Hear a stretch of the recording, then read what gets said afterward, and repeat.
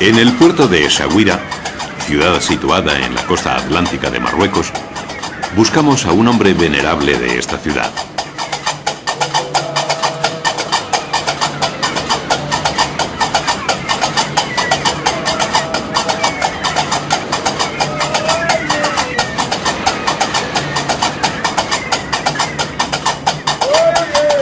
Boubacar Ghania es un maestro de música nahua.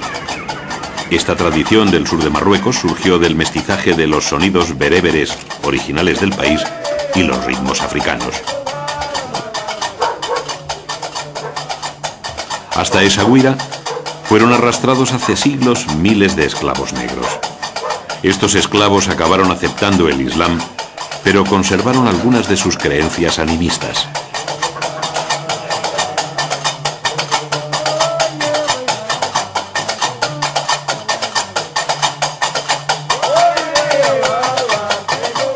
La música nahua prueba que el Islam no es una cultura replegada sobre sí misma.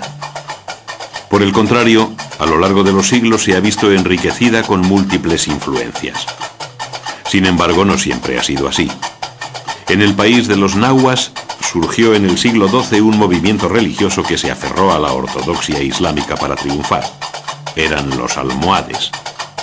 Los almohades basaron toda su fuerza en la fe en el dogma de la unicidad divina. No hay más Dios que Alá.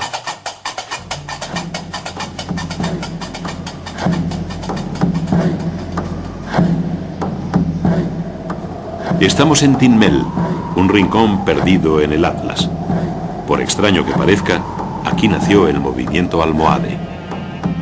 Hoy, en Tinmel, viven muy pocos hombres. Son bereberes Masmuda, la tribu de la que surgieron los almohades.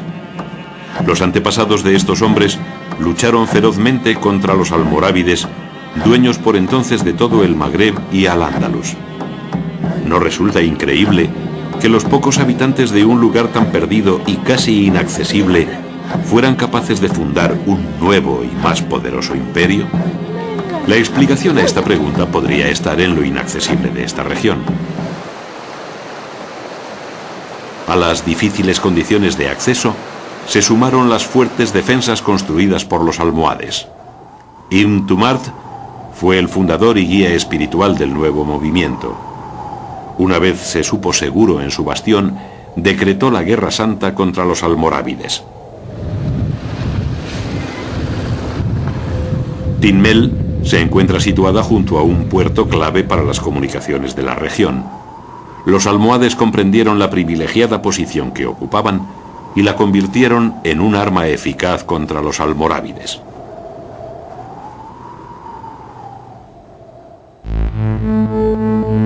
En 1130, Abdelmumin sucede a Ibn Tumart. El nuevo gobernante se autoproclama califa. Con ello une a su poder político y militar una autoridad religiosa indiscutible. Como príncipe de los creyentes, goza ya de la autoridad moral necesaria para derrocar a los almorávides.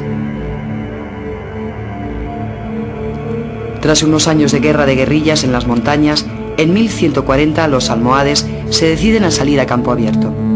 Conquistan el norte de Marruecos y la región argelina de Orán, pero no consiguen tomar Marrakech, la capital almorávide.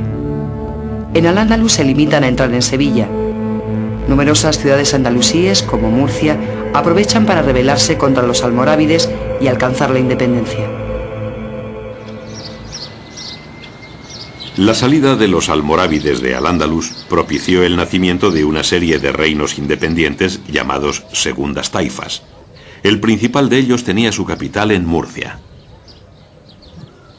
Al frente de ese reino estaba Ibn Mardanis. La fértil huerta de Murcia proporcionó abundante alimento a sus ejércitos que se adueñaron de todo el Levante.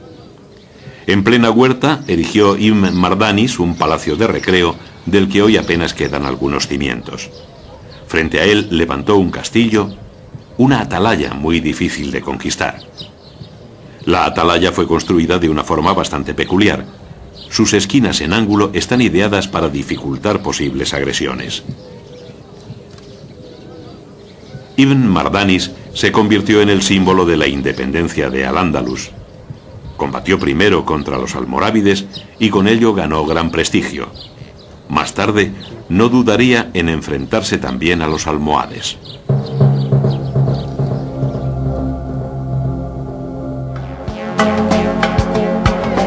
En el mismo tiempo en que fue fundada la taifa de Murcia, los almohades consiguieron entrar por fin en Marrakech. Todo el actual territorio de Marruecos había caído en sus manos.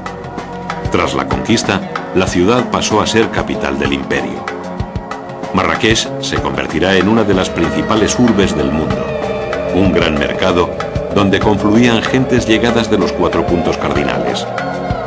Desde entonces es conocida como Marrakech al-Bahia, o la ciudad que alegra el corazón.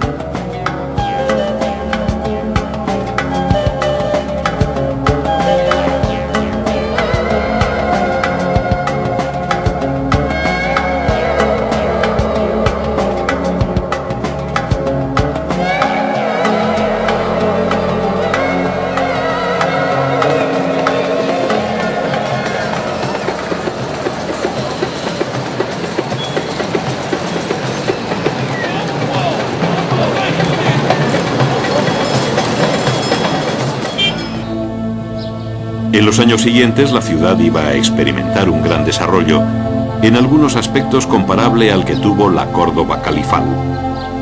Los almohades quisieron que el enorme poder que habían alcanzado quedara de alguna forma expresado, engrandeciendo su capital. Por esta razón, iniciaron una intensa labor de urbanización en esta ciudad.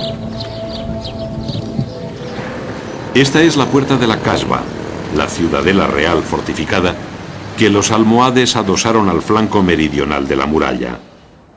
En el interior de la Kasba bullía una intensa vida palaciega propia de la corte del soberano más poderoso de aquel tiempo.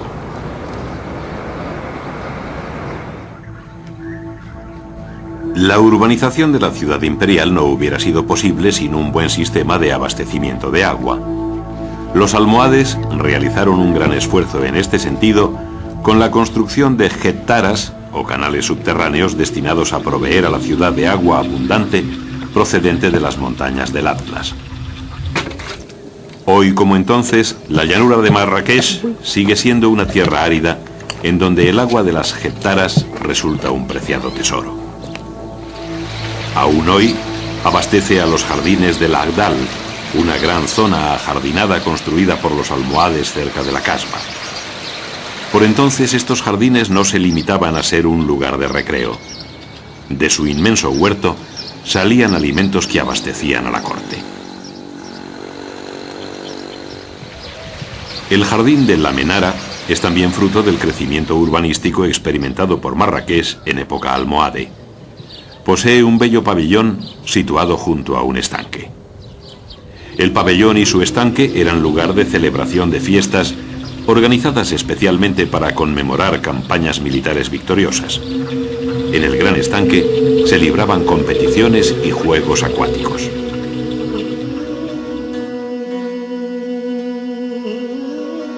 Los almohades también construyeron el símbolo indiscutible de Marrakech. Con el crecimiento de la ciudad se hizo necesario construir una gran mezquita. Este nuevo templo fue llamado Kutubiyya porque a su alrededor se concentraban los kutab, o libreros escribanos. La torre de la mezquita es también conocida como Kutubiyya desde entonces. En su cuerpo superior o linterna se observan los bellos azulejos de color turquesa con que la adornaron los almohades.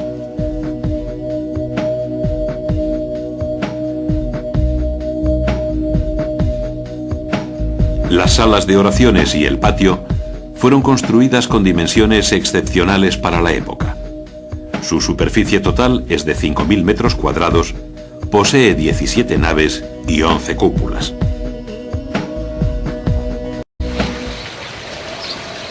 A mediados del siglo XII, apenas 6 años después de la conquista de Marrakech, el califa Abdelmúmin decidió visitar Tinmel.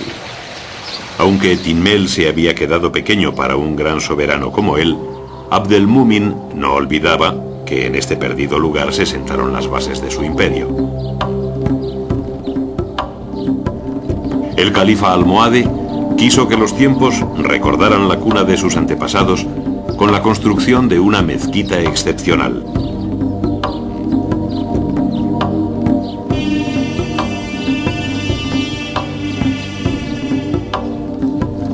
Este es el mihrab, que marca la dirección a la Meca. Sobre él se eleva una bella cúpula adornada con mocárabes. Es este uno de los primeros ejemplos de cúpula que usa este recurso, que fue muy utilizado en Marruecos y en Al-Ándalus en los siglos siguientes. Con el paso del tiempo, la mezquita dejó de servir como lugar de oración, fue abandonada y cayó en ruinas. Una oportuna restauración realizada en 1992, con la colaboración de las autoridades españolas, ha conseguido recuperar parte del primitivo aspecto de este lugar.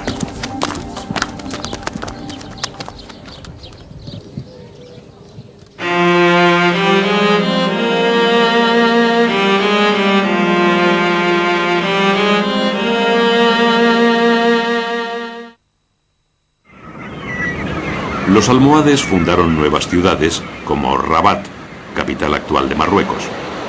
En el siglo XII, la que hoy es importante urbe, no era más que un pequeño puerto.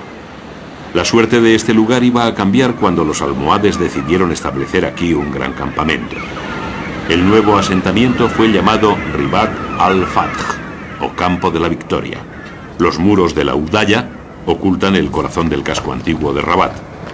Si penetramos por una de sus puertas, estaremos caminando por el mismo lugar donde en 1163 el califa Abdelmúmin reunió a sus ejércitos. Donde hoy juegan niños, entonces se entrenaban unos 300.000 hombres ansiosos de entrar en combate.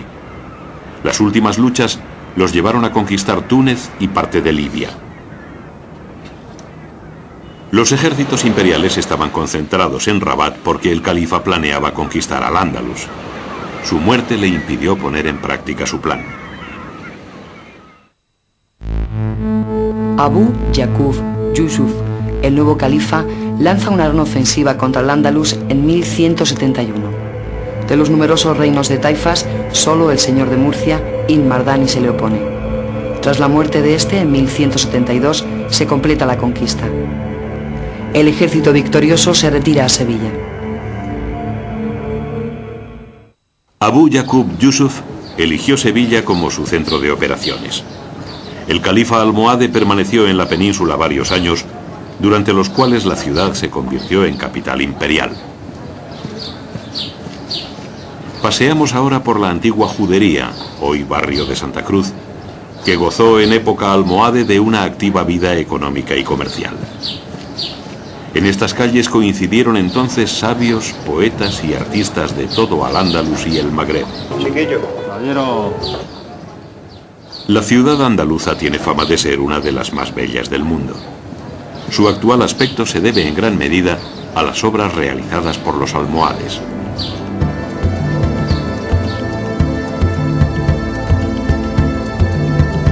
Para conocer de cerca la mayor realización que dejaron los almohades en Al-Ándalus, nos acercaremos a la Catedral Sevillana. La torre formó parte de una gran mezquita iniciada por Abu Yaqub al año de su llegada y terminada 12 años más tarde. Cuando los cristianos conquistaron Sevilla, la mayor parte del templo musulmán fue destruido, pero la Giralda se salvó. Lo más característico de la Giralda son sus paños decorativos. En esta ornamentación se mezclan las influencias traídas por los almohades desde el norte de África con la rica herencia andalusí. Además del antiguo alminar, de la primitiva mezquita almohade ha podido conservarse parte del patio de los Naranjos.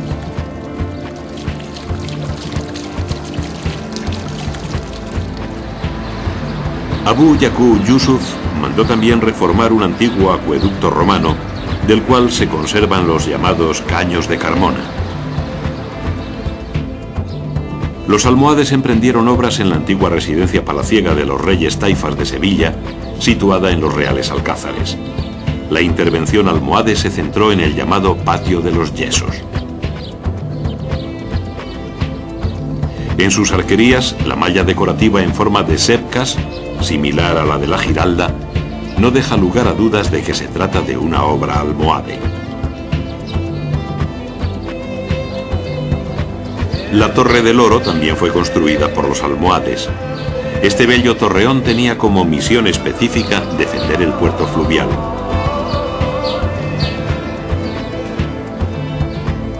Muy parecida por su forma poligonal a la Torre del Oro, es la Torre de Espantaperros de Badajoz.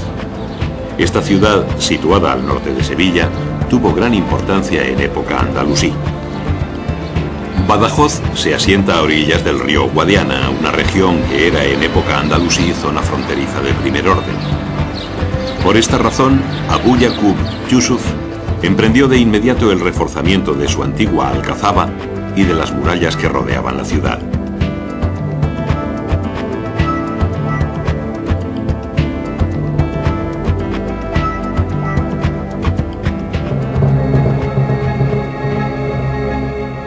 La magnitud de la labor constructiva almohade no hubiera sido posible sin una buena base económica.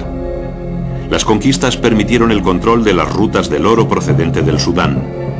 Las cecas, o fábricas de moneda de la época, comenzaron a emitir dinares con un peso doble al habitual. La variación de peso del dinar almohade acabó afectando a la moneda de oro cristiana, que también duplicó su valor. Por ese motivo, pasó a denominarse dobla. El esplendor material se ve acompañado por un auge cultural y científico sin precedentes.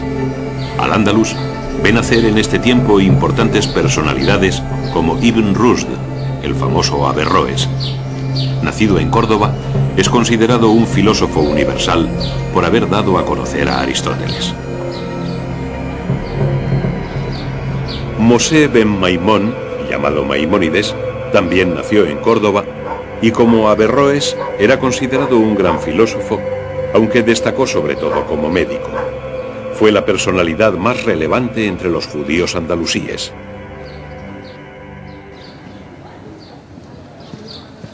En Al-Ándalus existió una importante minoría hebrea. Los judíos habitaban sobre todo en ciudades como Córdoba, Lucena o Sevilla, pues era poco frecuente encontrarlos en zonas rurales. Vivían en sus propios barrios, llamados juderías, y se regían por sus propias ordenanzas.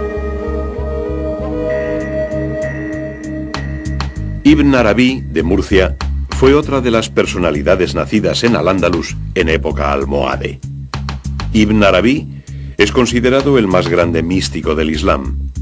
Representa la culminación del sufismo, una forma peculiar de interpretar esta religión.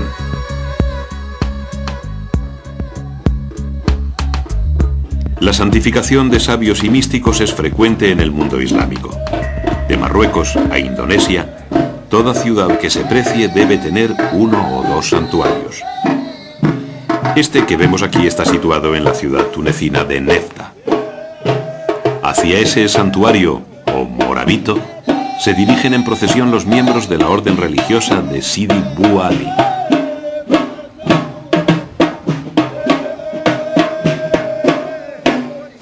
Los discípulos y devotos de Sidi Bou Ali atribuyen poderes sobrenaturales a su fundador, cualidades propias de los santos, como la capacidad para obrar milagros incluso después de muerto.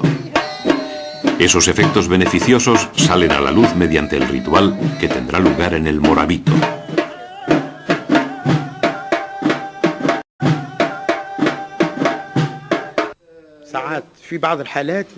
El ritual que nosotros seguimos es el ritual alawí. Consiste en lanzar una serie de elogios al profeta y narraciones sobre Ali.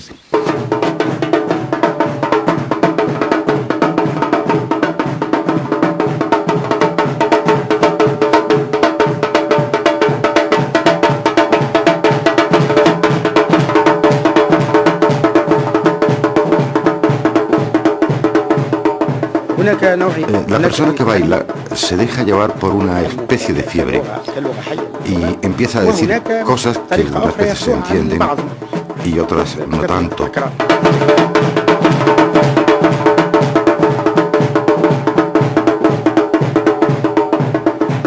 A veces vienen enfermos aquí. Por experiencia hemos comprobado que con nosotros mejoran. en este tema nos hemos adelantado a la ciencia.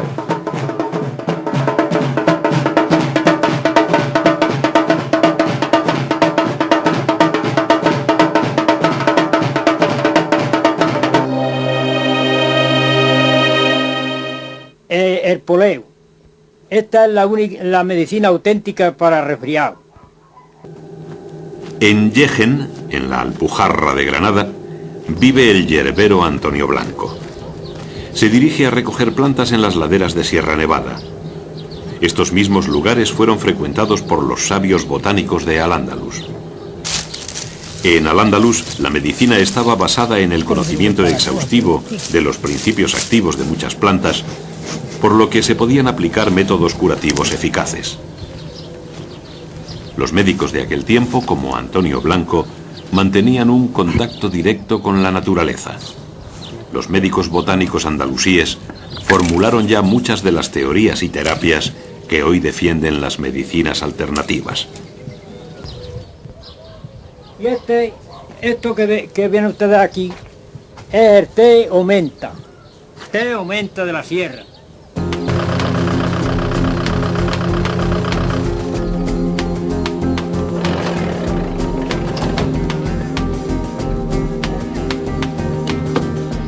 Hemos sido invitados a asistir a la recogida de rocío, que ha de llevarse a cabo siempre durante la luna de mayo. El rocío era un ingrediente fundamental en la medicina tradicional andalusí. Este antiguo método de sanación ha sido recuperado recientemente por estas personas. El nombre con el que se le denomina es espagiria. La espagiria llegó a la península ibérica con los árabes, quienes a su vez la habían conocido en Egipto. Al-Ándalus fue uno de los países musulmanes que más fervientemente acogió esta práctica.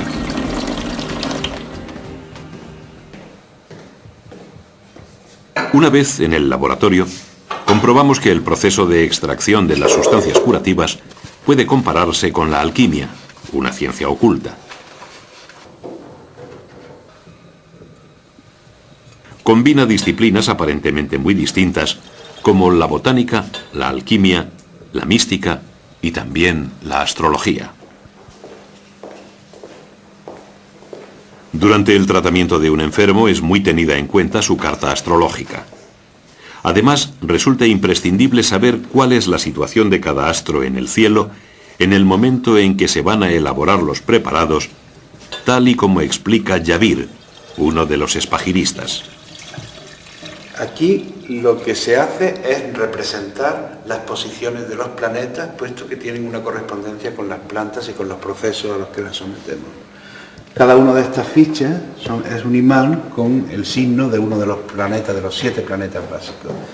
Y estos otros, pues, marcan el medio cielo y el fondo del cielo, es decir, las posiciones del cielo. Y aquí los signos del zodíaco.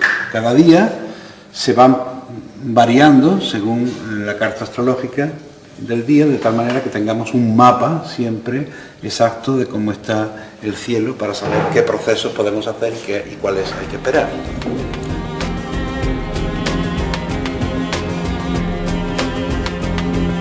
La espagiria, heredera de la medicina tradicional andalusí, aparece hoy más cercana a las prácticas de los curanderos y sus tratamientos personalizados que a la medicina convencional.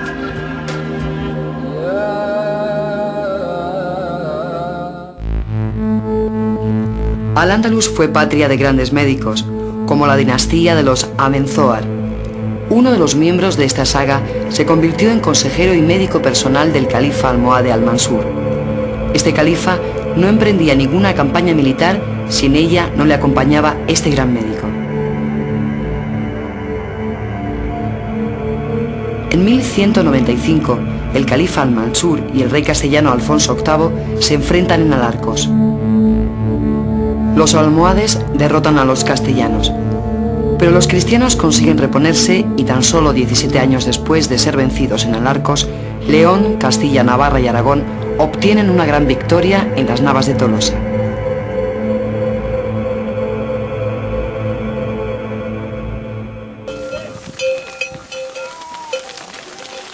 Tras las Navas de Tolosa, La sentencia para los almohades estaba dictada.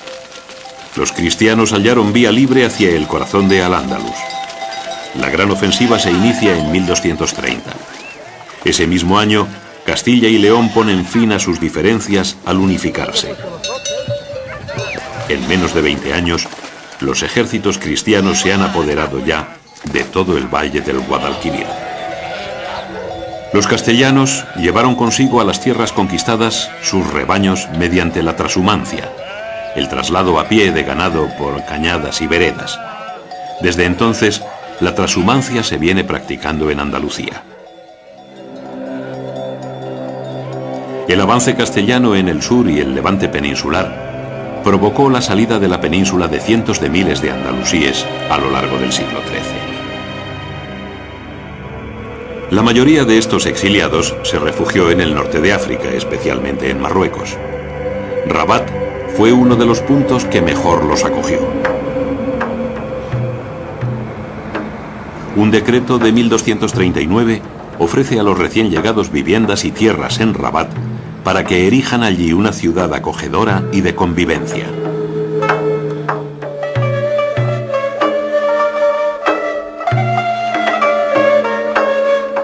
Los andalusíes se hicieron un hueco en la sociedad de Rabat sin perder su identidad. Mantuvieron sus costumbres, sus tradiciones artesanales y su música.